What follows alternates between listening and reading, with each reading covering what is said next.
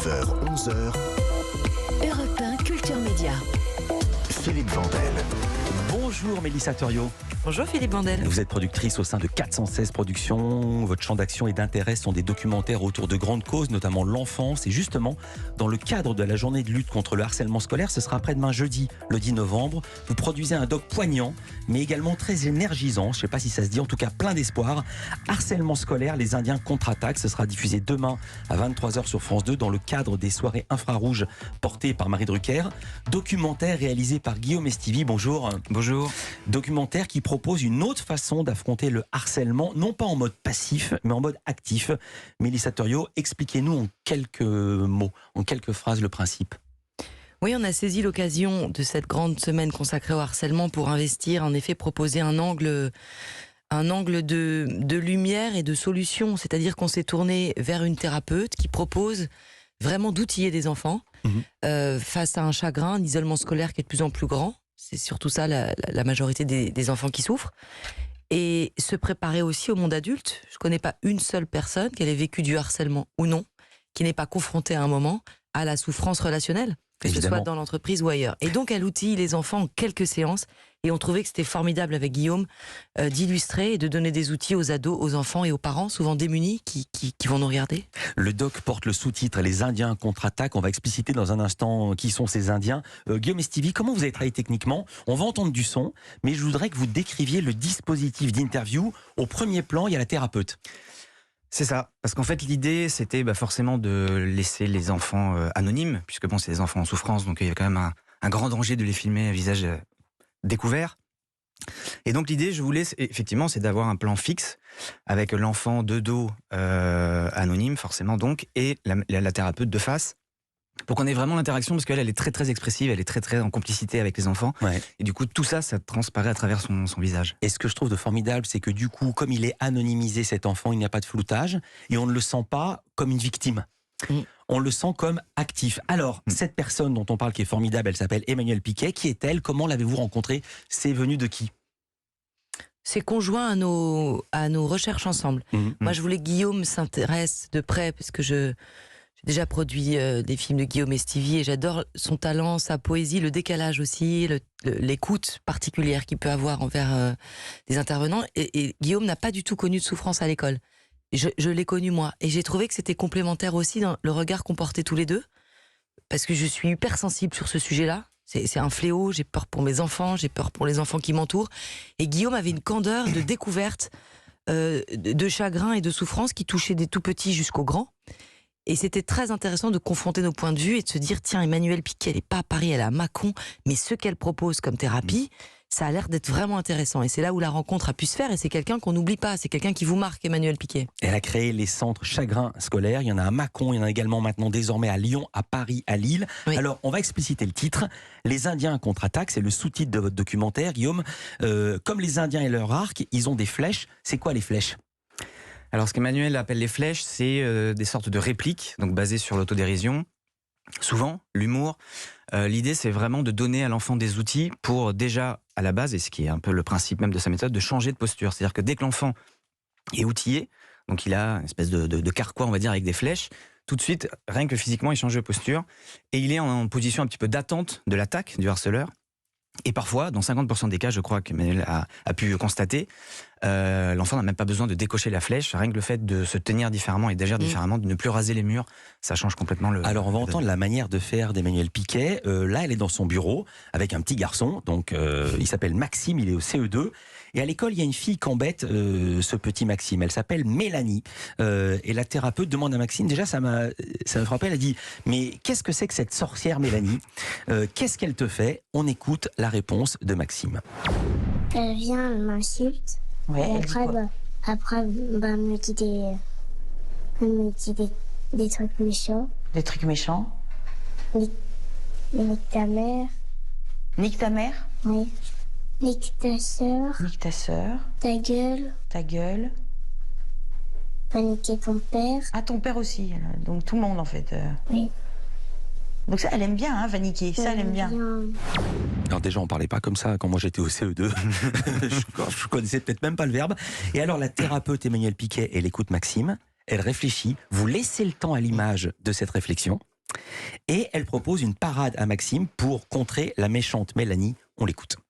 Imagine que donc elle vienne vous voir pendant que vous jouez et que vous, avant qu'elle fasse quelque chose, avant qu'elle dise quelque chose, vous disiez ah tiens, voilà Madame Nick Nick. Parce que tu sais, comme elle dit toujours nique ta mère, nique ta sœur et tout. Donc j'arrive et je dis gros con là. Vas-y. Tu sais dire que ça. Ouais, dis tiens, voilà Madame Nick Nick. Madame Nick Nick, tu sais dire que ça. Ouais. Vas-y. Vas-y, dis-nous des gros mots. Dis-nous des gros mots, on adore, vas-y, continue. On adore, vas-y, continue. Excellent. On le refait un peu plus fort, un peu en criant un peu. Alors c'est la première leçon. Il est un peu flottant le Maxime. Déjà dire des choses comme ça lui était jamais arrivé. Et pourtant ça fonctionne. Oui, et puis j'ai l'impression aussi que lui, on n'a pas l'habitude de lui parler comme ça, déjà de l'écouter comme ça dans la continuité. Et du coup, c'est vrai qu'Emmanuelle, elle a un côté un petit peu, on va dire, punk, ou en tout cas, elle n'hésite pas à dire des gros mots pour vraiment s'immerger dans la cour de récré avec les gamins. Et c'est un petit peu cette complicité qui, je pense, marche et qui fait que les enfants arrivent à se confier. Et petit à petit, à décocher cette fameuse flèche, alors qu'au début, effectivement, c'est un peu compliqué. Et la stratégie, justement, de cette thérapeute Emmanuelle Piquet, c'est de dire que l'agresseur ou l'agresseuse, en l'occurrence, c'est une agresseuse là, mais il y a aussi plein de fois sont des agresseurs, c'est dans l'autre sens, n'ait plus aucun intérêt à venir agresser. Parce que cette petite jouissance morbide de se sentir supérieur aux autres, il ou elle ne l'aura plus. Et oui, le règne, on tombe du trône. Et on change sans doute d'enfant, donc on règle pas le problème dans sa totalité. Mais l'idée, c'est que l'enfant se dise « mon estime de moi n'a pas été assez abîmée ». Et ce qui est intéressant dans ce que vous avez choisi comme extrait, c'est pile ce qu'un parent ne fera pas. Vous verrez rarement une maman ou un papa dire « bon, bah alors il nique ton père, dis-lui Madame Nick Nick ». Et c'est ça où l'enfant va se sentir autorisé d'aller plus loin dans la confession. Et elle va s'autoriser à dire « écoute, personne doit te défendre, c'est à toi d'y arriver ». Alors ce doc n'est pas non plus un documentaire à la gloire d'Emmanuelle Piquet, il y a d'autres intervenants, d'autres stratégies, on continue d'en parler. Mélissa Turriot, Guillaume et Stevie sont dans la place, à tout de suite. 9h, 11h, Europe 1 Culture Média. Philippe Vandel.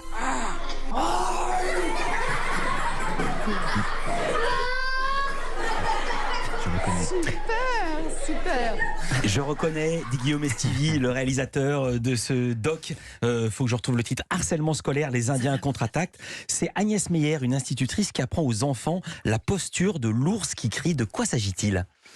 La posture de l'ours qui crie, c'est toujours cette idée que le langage non verbal est aussi, dans le harcèlement, hyper important. C'est-à-dire que forcément, quelqu'un qui va avoir une attitude un petit peu soumise et qui va raser les murs, peut-être que le harceleur éventuel va choisir sa cible en fonction de ça. Donc l'idée, c'est de les préparer déjà à l'entre-collège, parce que eux, ils sont en CM1, ceux-là. Ils ont déjà très très peur du collège. Ils en parlent déjà beaucoup, parce que le collège, on va se faire harceler. Il y a déjà ça qui est vraiment ancré en eux. Donc l'idée d'Agnès, c'est de faire des petits ateliers comme ça, récréatifs, c'est quand même assez joyeux, pour les préparer déjà à s'ouvrir, à réagir en cas de harcèlement et à faire cette fameuse posture de l'ours, donc se tenir droit, relever la tête, ce qui nous plaisait dans ce film aussi, puisque l'idée c'était de faire un film sur le harcèlement, mais du côté positif et des solutions, quoi. Ouais, alors, puisque vous parlez du collège, je dois dire, il y a certains passages de votre documentaire qui fendent le cœur en deux. En tout cas, c'est le fait que ça m'a fait. Exemple, Auguste, il est en 4e dans un collège. Il raconte comment c'était en 6e et en 5e. On se moquait de lui à l'époque dans le collège. Ça n'a pas dû être simple, quoi, les années collège pour l'instant pour toi. Ouais, c'est horrible. Pas vraiment.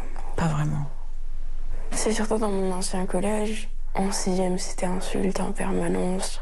Et tu penses souvent à ça ? Ouais, tout le temps. Tout le temps ? En 5e, c'était d'une façon différente. On me tapait pour rigoler, on m'insultait pour rigoler, tout c'était pour rigoler. À la rébut, je me faisais prendre pour une quille, à me balancer des chaussures à la gueule, à me donner des claques encore pour... Quand je voyais que ça me faisait vraiment pleurer, là, il se disait « Ah ouais, c'est quand même assez grave ». En fait, je découvre un peu le harcèlement. On m'en avait jamais parlé. Du coup, moi, j'essayais en 6e un peu de répondre, de me défendre un peu. Puis ça marchait pas. En 5e, j'ai compris qu'il fallait plutôt laisser tomber. Il faut que je raconte la suite. En 4e, Auguste change de collège. Le premier jour, ça se passe bien, puis après, ça démarre d'un seul coup. En cours de sport, on lui fait des croche-pattes, il tombe dans le bac à sable, il en parle à une copine, quand on parle à la CPE, elle est là. Et là, il y a une conséquence, 9 élèves sanctionnés. Et du coup, ça devient encore pire qu'avant, puisque tout le monde pensait que c'était un traître, au point qu'il s'est mis en tête d'aller voir la CPE en lui disant « J'ai inventé toute l'histoire ». C'est terrible. Pour moi, c'est ça le plus grave. C'est-à-dire qu'on pense bien faire en se disant on confronte le harceleur, le harcelé, on va mieux défendre les victimes, et ça peut être terrible. On peut arriver même à des actes de suicide. C'est-à-dire que cet ado s'est dit, j'ai menti, personne m'embête, pardon à tous, tout va bien. Et de s'enfermer là-dedans, c'est terrifiant quand même. Alors, on va parler des solutions encore. Il y a juste quelque chose qui m'a frappé, Guillaume Estivi. Vous avez filmé une réunion de formation. Il y a là des thérapeutes, il y a des profs, il y a des CPE et du personnel de l'enseignement. Ce qui m'a frappé, il n'y a aucun homme. Est-ce qu'il n'y en a plus dans ces professions? Ou alors il y en a, mais le sujet du harcèlement ne les intéresse absolument pas. Je crois que c'est cette deuxième option. C'est-à-dire que même dans l'équipe de Chacun Scolaire, d'Emmanuel Piquet, il y a un homme pour, alors je crois qu'il y a une trentaine de thérapeutes. Trentaine de femmes. 29 femmes, un homme. Donc c'est vrai que oui, je pense que c'est une histoire c'est la question qui peut-être intéresse plus les femmes. Alors, ce qui est aussi très intéressant dans votre documentaire, c'est qu'il fait entendre des voix discordantes, ou plutôt, pas des voix discordantes, mais des approches différentes. Exemple, Amélie Devaux, elle est thérapeute et formatrice, et c'est très intéressant ce qu'elle dit, parce qu'elle contredit le début de votre film. Elle s'adresse à des enseignants avec 2 exemples de harcèlement très précis. Notre définition à nous du harcèlement scolaire, on s'en fiche. Parce qu'en fait, nous, nos critères, c'est pas est-ce que c'est du harcèlement ou pas, est-ce que ça rentre dans la définition de harcèlement ou pas. Nous, notre travail, c'est d'accompagner les enfants en souffrance relationnelle pour les apaiser. Donc, on arrête de faire croire que ceux qui sont harcelés sont les roux et les gros. C'est faux sur absolument toute la ligne. Alors, il y a des enfants roux qui sont harcelés. Il y a des enfants gros qui sont harcelés, mais c'est pas parce qu'ils sont roux ou parce qu'ils sont gros qu'ils sont harcelés. C'est toujours le problème quand on essaye de généraliser, parce que typiquement, quand nous on dit il faut outiller les enfants harcelés, il faut leur apprendre à se défendre, il y en a beaucoup qui, parce que c'est une généralisation, entendent parce que le problème c'est l'enfant harcelé en fait. Vous voyez ce que je veux dire? Et ça, c'est vraiment des trucs que les parents disent parce que c'est hyper injuste. C'est absolument dégueulasse que ce soit à la victime de changer sa façon de faire. C'est dégueulasse. Et c'est très intéressant parce que ça contredit la première intervenante qui pense que c'est en partie à l'enfant harcelé de changer sa façon de faire. Je vous laisse réagir à ces 2 témoignages. Mais à défaut, elle disait un peu la même chose, pardon, Guillaume. Oui, tu as raison. Mais Emmanuel continue de dire, c'est terrible qu'on en soit là. Bien sûr. Mais on veut quoi? Arriver à dégoûter un enfant ou le faire arriver à supprimer, à mettre fin à ses jours? Où on se dit, à défaut, non, je vais l'outiller pour qu'il essaie justement de s'en sortir, de garder son estime et de se construire comme un citoyen, un jeune homme. Donc, oui, c'est dégueulasse. Mais à ce jour, ça nous semble efficace. Et quoi qu'il arrive, l'idée, c'est de ne pas en faire justement un dur à cuire qui va terroriser toute la salle de récré. C'est vraiment changer sa façon d'agir avec son harceleur. Donc c'est vraiment changer sa posture. Voilà. Alors le film se termine sur beaucoup de sourires, et ça aussi c'est absolument neuf et intéressant. Par exemple, à la fin de l'épisode, on découvre que Auguste s'en est sorti grâce à des courriers.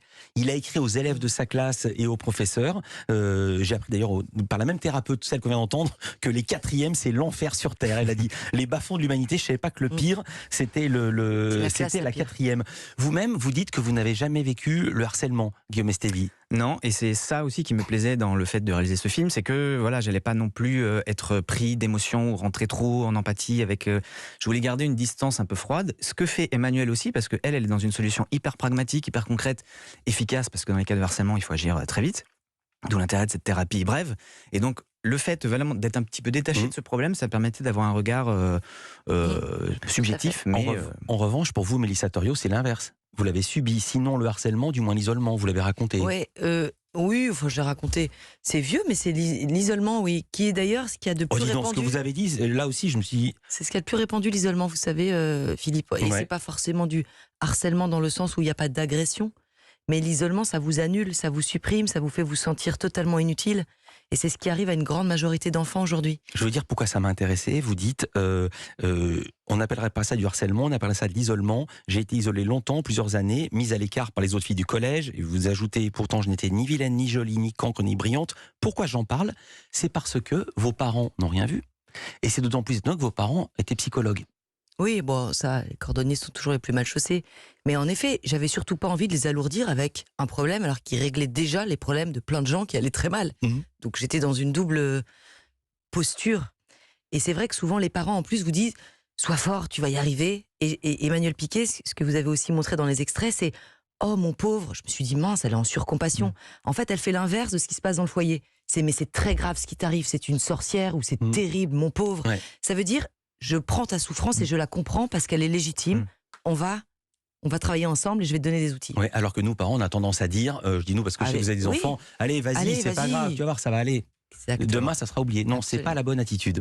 Pas forcément, en tout cas. Ouais. On l'apprend dans votre film. Merci beaucoup d'avoir été avec nous, Guillaume Estivier. Vous êtes le réalisateur, Mélissa Thuriot, la productrice Harcèlement scolaire, Les Indiens contre-attaque. Ça sera diffusé demain à 23h sur France 2 dans le cadre des soirées infrarouges portées par Marie Drucker. Il y aura aussi un débat. On n'avait pas le temps de parler. Et c'est juste après la vie scolaire qui est formidable. Donc on a beaucoup de chance. On est porté par une fiction de grands talents. Et on avait beaucoup de chance de vous avoir dans l'émission. Merci à vous. Merci Philippe. Culture Média continue sur Europe 1 après les infos de 10h. Tout à fait autre chose. Nos invités, comédiennes, comédiens Camille Chamou et Philippe Rebaud, ils viennent pour la comédie Pétaouchnok et dans les indispensables. On va découvrir les nouveautés musique avec Stéphanie Loire et l'avocat Roland Pérez. Roland Pérez, oui, lauréat du prix littéraire Cheval Blanc, va nous présenter son roman Ma mère, Dieu et Sylvie Vartan. Une sorte de Dieu aussi qui viendra pour sa session de rattrapage. Jean-Luc Lemoyne, à tout de suite sur Europe 1. Culture Média sur Europe 1.